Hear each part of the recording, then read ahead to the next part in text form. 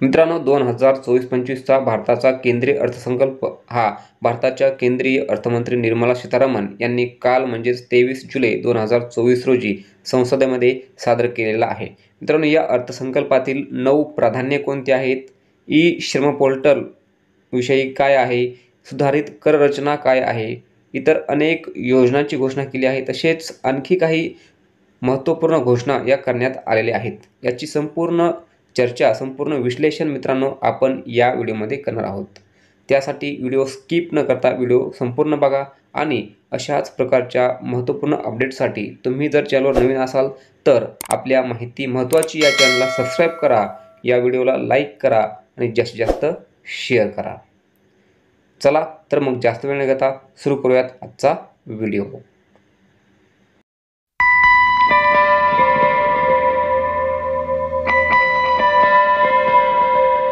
मित्रांनो, केंद्रीय अर्थसंकल्प 2024-25 ची आपण ठळक वैशिष्ट्ये आपण या ठिकाणी बघणार आहोत। मित्रांनो, केंद्रीय वित्त आणि कॉर्पोरेट व्यवहार मंत्री निर्मला सीतारामन यांनी 23 जुलै 2024 रोजी संसदेमध्ये केंद्रीय अर्थसंकल्प 2024-25 हा सादर केला आहे। बघूयात यातील ठळक वैशिष्ट्ये। यामध्ये बघा, सर्वप्रथम रोजगार आणि कौशल्यासाठी पंतप्रधानांच्या 5 योजनांचं पॅकेज आहे। यामध्ये बघा, आगामी 5 वर्षांच्या कालावधीत देशातील 4.1 कोटी तरुणांसाठी रोजगार, कौशल्य आणि इतर संधींसाठी 5 योजना आणि उपक्रमांचं पंतप्रधानांचं हे पॅकेज आहे। यामध्ये योजना अ बघा, नवीन कर्मचारी यांच्यासाठी आहे।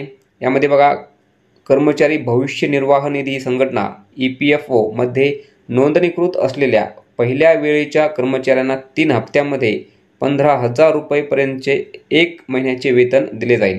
यानंतर बघा, योजना ब आहे, उत्पादन क्षेत्रात रोजगार निर्मिती। यामध्ये बघा, रोजगाराच्या पहिल्या 4 वर्षांमध्ये कर्मचाऱ्यांच्या EPFO योगदानाच्या संदर्भात कर्मचारी आणि नियोक्ता दोघांनाही विशिष्ट प्रमाणात थेट प्रोत्साहन दिलं जाईल। आता यानंतर योजना क आहे बघा, नियोक्त्यांना सहाय्य। यामध्ये बघा, सरकार प्रत्येक अतिरिक्त कर्मचाऱ्यासाठी नियोक्त्यांच्या EPFO योगदानासाठी 2 वर्षांसाठी दरमहा 3,000 रुपयापर्यंत प्रतिपूर्ती करेल। यानंतर बघा, कौशल्य विकासासाठी नवीन केंद्र पुरस्कृत योजना। यामध्ये बघा, 5 वर्षांच्या कालावधीत 20 लाख तरुणांना कुशल बनवलं जाईल। तसेच 1000 औद्योगिक प्रशिक्षण संस्थांची हब आणि स्पोक प्रणालीमध्ये श्रेणी सुधारणा केली जाईल। येत्या 5 वर्षात 1 कोटी तरुणांसाठी आघाडीच्या 500 कंपन्यांमध्ये इंटर्नशिपसाठी म्हणजेच अंतर्वासासाठी नवीन योजना ही कार्यान्वित केली जाईल। आता बघा, विकसित भारताच्या उद्दिष्टपूर्तीसाठी अर्थसंकल्पातील 9 प्राधान्यक्रम कोणते आहेत। यामध्ये बघा, शेतीमधील उत्पादकता आणि लवचिकता, रोजगार आणि कौशल्य, सर्वसमावेशक मनुष्यबळ विकास आणि सामाजिक न्याय, उत्पादन आणि सेवा, शहरी विकास, ऊर्जा सुरक्षा, पायाभूत सुविधा, नवोपक्रम, संशोधन आणि विकास आणि नवीन युगातील सुधारणा। आता या ठिकाणी बघा, सर्वप्रथम म्हणजे प्राधान्य क्रमांक 1 आहे कृषी क्षेत्रातील उत्पादकता आणि लवचिकता। बघा, यासाठी कृषी आणि संलग्न क्षेत्रासाठी 1.52 लाख कोटी रुपयांची तरतूद करण्यात आली आहे। नवीन 109 उच्च उत्पादक आणि हवामानास अनुकूल अशा 32 कृषी आणि बागायती पिकांच्या जाती शेतकऱ्यांना लागवडीसाठी दिल्या जाणार आहेत। पुढील 2 वर्षांमध्ये देशभरातील 1 कोटी शेतकऱ्यांना प्रमाणपत्र आणि ब्रँडिंगसह नैसर्गिक शेती करायला प्रोत्साहन दिले जाणार आहे। नैसर्गिक शेतीसाठी आवश्यकतेनुसार 10,000 जैवनिविष्ठ संसाधन केंद्रे स्थापन केली जाणार आहेत। कृषी क्षेत्रात येत्या 3 वर्षात शेतकरी आणि त्यांच्या जमिनीसाठी डिजिटल सार्वजनिक पायाभूत सोयीसुविधाही म्हणजे DPI राबवली जाणार आहे। तर दुसरा आहे प्राधान्य बघा, रोजगार आणि कौशल्य। यामध्ये बघा, पंतप्रधानांच्या पॅकेजचा एक भाग म्हणून रोजगार संलग्न प्रोत्साहनासाठी 3 योजना राबवण्यात येणार आहेत। यामध्ये योजना अ नवोदित, योजना ब उत्पादनात रोजगार निर्मिती आणि योजना क नियोक्त्यांना समर्थन। यामध्ये बघा, श्रमशक्तीत महिलांचा मोठा सहभाग सुलभ करणे याचं उद्दिष्ट आहे। औद्योगिक सहकार्यातून महिला वसतिगृहे आणि पाळणाघरांची स्थापना करणे, महिलांना केंद्रस्थानी ठेवून कौशल्य कार्यक्रम आयोजित केले जाणार आहेत। महिला बचत गटांना बाजारपेठामध्ये प्रवेश मिळवून देण्यासाठी प्रोत्साहन दिले जाणार आहे।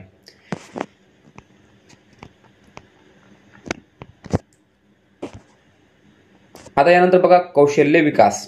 यामध्ये बघा, 5 वर्षांच्या कालावधीत 20 लाख तरुणांसाठी पंतप्रधान पॅकेज अंतर्गत कौशल्यासाठी नवीन केंद्र पुरस्कृत योजना राबवली जाणार आहे। 7.5 लाख रुपयांपर्यंत कर्जाची सुविधा देण्यासाठी आदर्श कौशल्य कर्ज योजनेत दुरुस्ती केली जाणार आहे। सरकारी योजना आणि धोरणांतर्गत कोणत्याही लाभासाठी पात्र नसलेल्या युवकांना देशभरातील संस्थांमध्ये उच्च शिक्षणासाठी 10 लाखांपर्यंतच्या कर्जासाठी आर्थिक सहाय्य दिले जाणार आहे। बघा, म्हणजे जे युवक इतर कोणत्याही लाभासाठी पात्र नाहीत अशा युवकांना 10 लाखापर्यंत कर्जासाठी आर्थिक सहाय्य दिलं जाणार आहे। ओके, आता यानंतर बघा प्राधान्य क्रमांक 3 आहे सर्वसमावेशक मनुष्यबळ विकास आणि सामाजिक न्याय। यामध्ये बघा अमृतसर कोलकाता औद्योगिक कॉरिडॉर बरोबरच गया येथील औद्योगिक नोड विकसित केला जाणार आहे। ओके, यानंतर बघा पिरपेंटे येथील नवीन 2400 मेगावॅट वीज निर्मिती प्रकल्पासह अन्य वीज निर्मिती प्रकल्प 21,400 कोटी रुपये खर्च हाती घेतले जाणार आहेत। आंध्र प्रदेशची पुनर्रचना कायदा, त्याचबरोबर चालू आर्थिक वर्षात बहुपक्षीय विकास संस्थांमार्फत 15,000 कोटी रुपयांचं आर्थिक सहाय्य दिलं जाणार आहे। विशाखापट्टणम चेन्नई औद्योगिक कॉरिडॉरच्या बाजूने कोपरथी येथे आणि हैदराबाद बंगळुरू औद्योगिक कॉरिडॉरच्या बाजूने ओरवाकल येथे औद्योगिक नोड, महिला प्रणीत विकास, महिला आणि मुलींसाठी लाभदायक योजनांसाठी एकूण 3 लाख कोटी रुपयांहून अधिक तरतूद, तसेच प्रधानमंत्री जनजाती उन्नत ग्राम अभियान याची तरतूद केली जाणार आहे।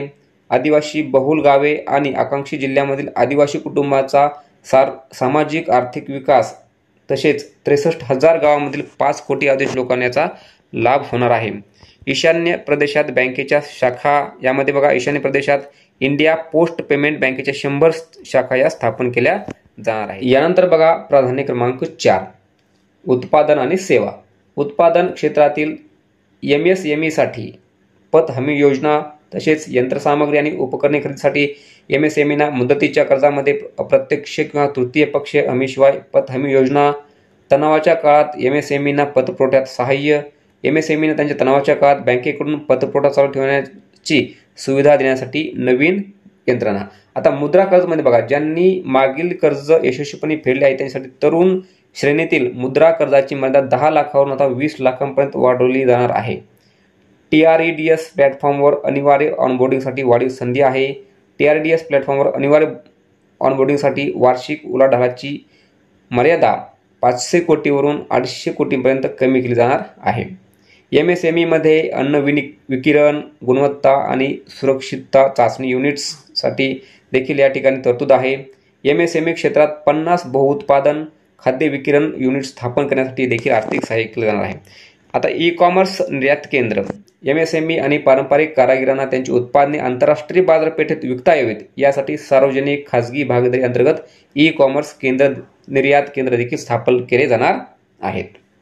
क्रिटिकल अर्थात महत्त्वाची खनिजे मोहीम, यामध्ये बघा महत्त्वाच्या खनिजांचे देशांतर्गत उत्पादन, पुनर्वापन आणि खनिज मालमत्तेचे परदेशात अधिग्रहण करण्यासाठी महत्त्वाची खनिजे मोहिमेस सुरुवात केली जाणार आहे। त्यानंतर ऑफशोअर अर्थात खोल समुद्रातील खनिज उत्खनन, यापूर्वी केलेल्या संशोधनाच्या आधारे खोल समुद्रातील खननासाठी ऑफशोअर ब्लॉक्सच्या पहिल्या टप्प्याचा लिलाव केला जाणार आहे। डिजिटल सार्वजनिक पायाभूत सुविधांचा अवलंब म्हणजे DPIचा अवलंब, कर्ज वितरण, ई-कॉमर्स, शिक्षण, आरोग्य, कायदा आणि न्याय, लॉजिस्टिक, MSME, सेवा वितरण, तसेच शहरी प्रशासन या क्षेत्रामध्ये DPIचा अवलंब वाढवण्याचा शासनाचा उद्देश आहे। आता यानंतर बघा प्राधान्य क्रमांक 5 आहे शहरी विकास। यामध्ये संक्रमण केंद्रित विकास मध्ये त्यामध्ये बघा 30 लाखांहून अधिक लोकसंख्येच्या 14 मोठ्या शहरांमध्ये अंमलबजावणी आणि वित्त पुरवठा करण्यासाठी संक्रमण केंद्रित विकास योजना तसेच धोरणे तयार करणे। शहरी गृहनिर्माणमध्ये बघा 1 कोटी शहरी गरीब आणि मध्यमवर्गीय कुटुंबाची घराची गरज पूर्ण करण्यासाठी PM आवास योजना शहरी 2.0 अंतर्गत पुढील 5 वर्षांमध्ये 2.2 लाख कोटी रुपयांच्या केंद्रीय सहाय्यासह 10 लाख कोटी रुपये गुंतवणुकीचा प्रस्ताव आहे। स्ट्रीट मार्केट्स म्हणजे रस्त्यावरील बाजारपेठेसाठी बघा निवडक शहरांमधील पुढील 6 वर्षांत दरवर्षी 100 आठवडी बाजार अथवा रस्त्यावरील खाद्यपदार्थ विक्री केंद्रे विकसित करायला सहाय्य करणारी नवीन योजना राबवली जाणार आहे। आता यानंतर बघा प्राधान्य क्रमांक 6 म्हणजेच ऊर्जा सुरक्षा. ऊर्जा सुरक्षेसाठी रोजगार, विकास आणि पर्यावरणीय शाश्वतता यामध्ये समतोल साधण्यासाठी ऊर्जा संक्रमणाचे मार्ग यावरील धोरणाचे दस्तऐवज तयार केले जाणार आहे. पंप स्टोरेज अर्थात वीज केंद्रावर साठवणुकीबाबतचे धोरण, वीज साठवणुकीसाठी वीज केंद्रामधील साठवण प्रकल्पांना चालना देण्यासाठी धोरण, लहान तसेच मॉड्युलर अणुभट्ट्यांचे संशोधन व विकास. सरकार भारत स्मॉल मॉड्युलर रिॲक्टरच्या संशोधन व विकास तसेच अणुऊर्जेसाठीच्या नवीन तंत्रज्ञानाकरता खाजगी क्षेत्राशी भागीदारी करणार आणि भारत स्मॉल रिॲक्टरची स्थापना करणार आहे. प्रगत ultra super critical thermal power plants म्हणजे औष्णिक विद्युत केंद्र. यामध्ये बघा प्रगत अल्ट्रा सुपर क्रिटिकल AUSC तंत्रज्ञानाचा वापर करून 800 मेगावॅट क्षमतेचा व्यावसायिक प्रकल्प उभारण्यासाठी NTPC आणि व्हेल या दरम्यान संयुक्त उपक्रमाचा प्रस्ताव आहे. हार्ड टू ॲबेट अर्थात कार्बन उत्सर्जन कमी करण्याचे आव्हान असलेल्या उद्योगांसाठी रोडमॅप पथदर्शक आराखडा तयार करणार आहे.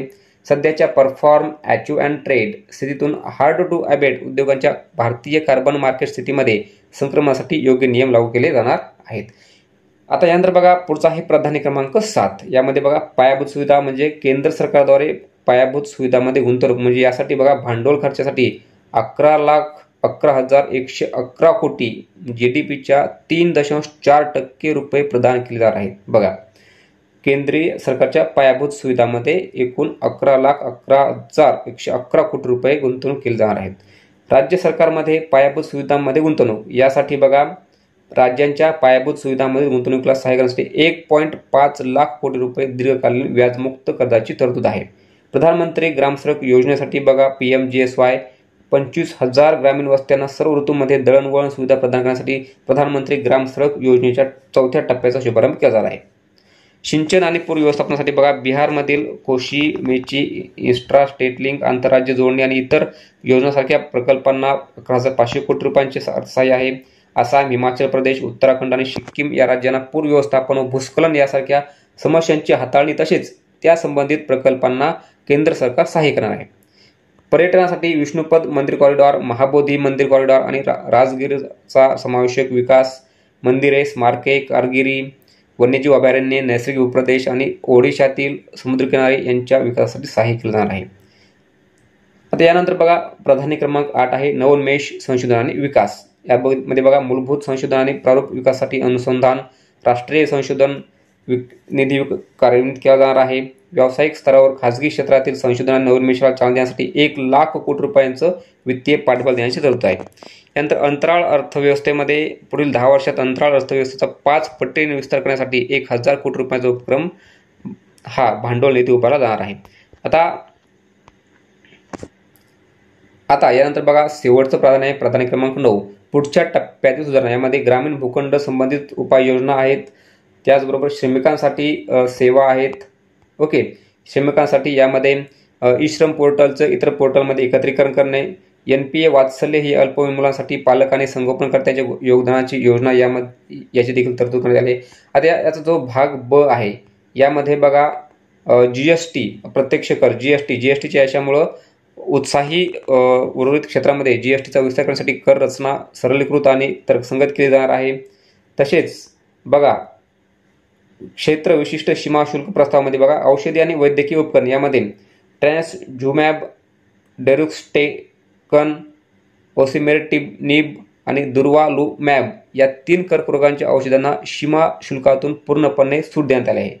फेज्ड मॅन्युफॅक्चरिंग प्रोग्राम अंतर्गत वैद्यकीय क्षयकिरण मशीनमध्ये वापरण्यासाठी क्षयकिरण ट्यूब आणि फ्लॅट पॅनल डिटेक्टरवरील मूलभूत सीमा शुल्कात म्हणजे BCD मध्ये बदल करण्यात आला आहे. ओके, आता बघा मोबाईल फोन आणि संबंधित भागमध्ये mobile phone, mobile printed circuit board assembly आणि मोबाईल चार्जरवरील मूलभूत सीमा शुल्क BCD मध्ये 15% घट करण्यात आले आहे. ओके, मौल्यवान धातू म्हणजे सोने आणि चांदीवरील सीमा शुल्क कमी करून 6% आणि प्लॅटिनमवर 6.4% करण्यात आले आहे. इतर धातूमध्ये फेरोनिकेल आणि ब्लिस्टर कॉपरवरील मूलभूत सीमा शुल्क हटवले आहे. फेरस स्क्रॅप आणि निकेल कॅथोडवरील मूलभूत सीमा शुल्क हटवले आहे. तांब्याच्या भंगारावर 2.5% सवलतीची BCD आहे. ओके, इलेक्ट्रॉनिक्समध्ये विद्युत रोधकांच्या निर्मितीसाठी ऑक्सिजन मुक्त तांब्यावर अटींच्या अधीन राहून मूलभूत सीमा शुल्क हटवले आहे. रसायने पेट्रोकेमिकलमध्ये अमोनियम नायट्रेटवरील BCD म्हणजे 7.5 ते 10% वृद्धी आहे. प्लास्टिकमध्ये PVC फ्लेक्स बॅनरवरील BCD मध्ये 10 ते 25% वाढ करण्यात. बघा फ्लेक्समध्ये वाढ करण्यात आलेली आहे। दूरसंचार उपकरणामध्ये निर्दिष्ट दूरसंचार उपकरणांच्या PCBA मूलभूत सीमाशुल्क 10 ते 15% वाढवलं आहे। आता व्यापार सुलभतेमध्ये बघा, देशांतर्गत विमान वाहतूक आणि नौका जहाज देखभाल दुरुस्ती आणि कार्यान्वयनासाठी आयात केलेल्या वस्तूंच्या निर्यातीचा कालावधी 6 महिन्यावरून 1 वर्षांपर्यंत वाढवला आहे। वॉरंटी अंतर्गत दुरुस्तीसाठी मालाची पुन्हा आयात करण्याची कालमर्यादा 3 ते 5 वर्षांपर्यंत वाढली आहे। आता 25 महत्त्वाच्या खनिजांना सीमाशुल्कातून पूर्णपणे सूट देण्यात आली आहे। तसे 2 महत्त्वाच्या खनिजांवर BCD मध्ये कपात करण्यात आली आहे। सौर ऊर्जेमध्ये बघा, सौर घट आणि पॅनलच्या निर्मितीसाठी वापरल्या जाणाऱ्या भांडवली वस्तूंना सीमाशुल्कातून सूट देण्यात आली आहे। सागरी उत्पादनामध्ये ठराविक ब्रोडस्टॉक, पॉलिकार्प्स, वर्म्स, कोळंबी आणि माशांच्या खाद्यावरील BCD मध्ये 5% कपात, तसेच कोळंबी आणि माशांच्या खाद्य उत्पादनासाठी विविध सामग्रीला सीमाशुल्कातून सूट देण्यात आली आहे। ओके, तसेच चर्म आणि वस्त्रोद्योगामध्ये सीमाशुल्कामध्ये या ठिकाणी घट करण्यात आली आहे। तसेच स्पॅन्डेक्स धाग्याच्या निर्मितीसाठी MDI म्हणजेच मिथिलीन डायफिनिल डायसोसायनेट वर अटींच्या अधीन मूलभूत सीमाशुल्कात 7.5 ते 5% कपात करण्यात आली आहे। आता प्रत्यक्ष करामध्ये बघा, कररचना सुलभ करण्याचे, करदात्यांना देण्यात येणाऱ्या सेवांमध्ये सुधारणा करण्याचे, करविषयक निश्चितता प्रदान करण्याचे, तसेच कायदेशीर क्लिष्टता कमी करण्याचे प्रयत्न यापुढेही सुरू राहणार आहेत। सरकारच्या विकास आणि कल्याणकारी योजनांसाठी वाढीव महसूल दिला जाणार आहे। आर्थिक वर्ष 2023 मधील सुलभीकृत कररचनेतून 58% कंपनी कर, 2/3हून अधिक करदात्यांनी आर्थिक वर्ष 2024 मध्ये वैयक्तिक आयकरासाठी सुलभीकृत कररचनेचा लाभ घेतलेला आहे। यानंतर धर्मादाय संस्थांसाठी तसेच TDS अर्थात स्त्रोतापाशी कर वजावटीचे सुलभीकरण आहे। यामध्ये बघा, धर्मादाय संस्थांसाठी असलेले 2 कर सवलतींचे प्रकार एकत्र करून आता एकच प्रकार ठेवण्यात आला आहे। अनेक आर्थिक व्यवहारासाठी लागणारा 5% TDS आता 2%च असणार आहे। म्युच्युअल फंडाकडून एककांची पुनर्खरेदी केल्यावर अथवा UTI मधून काढून घेतलेल्या रकमेवर 20% दराने TDS असणार आहे। ई-वाणिज्य संचालकावर 1% TDS कमी करून 0.1% करण्यात आला आहे। कर विवरणपत्र जमा करण्याच्या तारखेपर्यंत TDS भरण्यास झालेल्या विलंबाचे गुन्हेगारी स्वरूप आता रद्द करण्यात आले आहेत। ओके, तसेच पुनर्मूल्यांकनाचे सुलभीकरण करण्यात आले आहे। जर जाहीर करायचे राहून गेलेले उत्पन्न 50 लाख रुपये किंवा त्यापेक्षा अधिक असेल तर मूल्यांकन वर्ष संपल्यापासून 5 वर्षांपर्यंत 3 वर्षाच्या पलीकडील मूल्यांकन पुन्हा उघडता येणार आहे। ओके, तपासणीविषयक प्रकरणामध्ये कालमर्यादा 10 वर्षावरून कमी करून 6 वर्ष करण्यात आले। त्याचबरोबर बघा, भांडवली उत्पन्नाचे सुलभीकरण आणि सुसूत्रीकरण देखील करण्यात आले। यामध्ये 20% दराने कर आता भरावा लागणार आहे काय वित्तीय मालमत्तावरील कमी मुदतीवरील उत्पन्नावर। ओके, सर्व वित्तीय अथवा बिगर वित्तीय मालमत्तावरील दीर्घ मुदतीवरील उत्पन्नावर 12.5% कर भरावा लागणार आहे। काही विशिष्ट वित्तीय मालमत्तावरील भांडवली उत्पन्नावरील कर माफीची मर्यादा वाढवून 1.25 लाख प्रतिवर्ष करण्यात येणार आहे। करदात्यासाठी असलेल्या या ठिकाणी विविध सुविधा आहेत। यामध्ये चुकीची दुरुस्ती, तसेच अपिलीय आदेशावर परिणाम करणाऱ्या आदेशासह सीमाशुल्क तसेच आयकर विषयक सर्व उर्वरित सेवांचे येत्या 2 वर्षात डिजिटलीकरण करण्यात येणार आहे। कायदेशीर तरतुदी आणि अपील या ठिकाणी बघा, अपिलात प्रलंबित असलेल्या आयकर विषयक विवादांच्या सोडवणुकीसाठी विवाद से विवाद योजना 2024 प्रत्यक्ष कर विवरणपत्र दाखल करणे, उत्पादन शुल्क तसेच सेवा कर यांच्याशी संबंधित असलेल्या कर लवाद, उच्च न्यायालय आणि सर्वोच्च न्यायालयातील दखल आपल्यासाठी आर्थिक मर्यादा अनुक्रमे 60 लाख, 2 कोटी आणि 5 कोटी रुपयापर्यंत वाढवण्यात आली आहे। कायदेविषयक जाच कमी करून आंतरराष्ट्रीय कर रचनेत निश्चित आणण्यासाठी सेफ हार्बर नियमांचा विस्तार करण्यात आला आहे। आता रोजगार आणि गुंतवणुकीमध्ये बघा, स्टार्टअप संस्थेला चालना देण्याच्या दृष्टीने गुंतवणूकदारांच्या सर्व श्रेणींसाठी एंजल कर रद्द करण्यात आला आहे। भारतात क्रूझ पर्यटनाला चालना देण्यासाठी देशात क्रूझ सेवा चालवणाऱ्या परदेशी शिपिंग कंपन्यांसाठी अधिक सोपी कर रचना करण्यात आली आहे। देशात कच्चे हिरे विकणाऱ्या परदेशी खनन कंपन्यांसाठी सेफ हार्बर दर हे निश्चित करण्यात येणार आहेत। परदेशी कंपन्यांसाठी कॉर्पोरेट कर दर 40%वरून कमी करून 35% करण्यात आला आहे। कराचा पाया अधिक गहन करण्यात येणार आहे। फ्युचर तसेच सुरक्षा ठेवींच्या पर्यायावरील सुरक्षा हस्तांतरण कर वाढवून अनुक्रमे 0.02% आणि 0.1% करण्यात आला आहे। समभागांची खरेदी केल्यानंतर खरेदी करणाऱ्याच्या हाती येणाऱ्या उत्पन्नावर कर लागू होणार आहे। आता सामाजिक सुरक्षा लाभामध्ये बघा, नियोक्त्याद्वारे NPS अर्थात राष्ट्रीय पेन्शन योजनेसाठी होणारी व्यय वजावट कर्मचाऱ्याच्या वेतनात 10%वरून वाढून 14% करण्यात येणार आहे। 20 लाख रुपये मूल्याच्या लहान जंगम विदेशी संपत्ती जाहीर न करणे याला दंडात्मक कारवाईतून वगळण्यात आलं आहे। त्यानंतर वित्तीय विधेयकातील इतर महत्त्वाचे प्रस्ताव बघा, मला 2% असलेले समानीकरण शुल्क मागे घेण्यात आले आहे। नव्या कर रचनेअंतर्गत वैयक्तिक आयकरात बदल करण्यात आला आहे। पगारदार कर्मचाऱ्याची प्रमाणित वजावट 50,000 रुपयावरून वाढवून 75,000 रुपये करण्यात आले आहे. कुटुंब निवृत्ती वेतनावरील वजावट 15,000 रुपयावरून वाढवून 25,000 रुपये करण्यात आलेली आहे. आता यानंतर बघा आपण सुधारित कर रचना बघूयात. बघा या ठिकाणी बघा मित्रांनो 0 ते 3 लाख रुपयापर्यंत काहीच कर असणार नाहीये. 3 लाख रुपयापासून 7 लाख रुपयापर्यंत 5% कर आहे. 7 लाख ते 10 लाखापर्यंत 10% कर आहे. 10 ते 12 लाखापर्यंत 15% कर आहे. 12 ते 15 लाखापर्यंत तुम्हाला 20% कर असणार आहे आणि 15 लाखाहून अधिक उत्पन्न असेल तर तुम्हाला 30% कर हा असणार आहे. या नव्या कर रचनेनुसार पगारदार कर्मचाऱ्याची आयकरातून 17,500 रुपयांची बचत ही होणार आहे. तर मित्रांनो अशा पद्धतीने आपण या व्हिडिओमध्ये केंद्रीय अर्थसंकल्प 2024-25 मधील ठळक वैशिष्ट्ये आपण या ठिकाणी डिस्कस केलेली आहेत. मित्रांनो हा व्हिडिओ कसा वाटला हे तुम्ही कमेंट बॉक्समध्ये नक्कीच कळवा आणि तुम्हाला याबाबत काही शंका किंवा अडचण असेल त्या देखील तुम्ही कमेंट बॉक्समध्ये नक्कीच कळवा. धन्यवाद. जय महाराष्ट्र.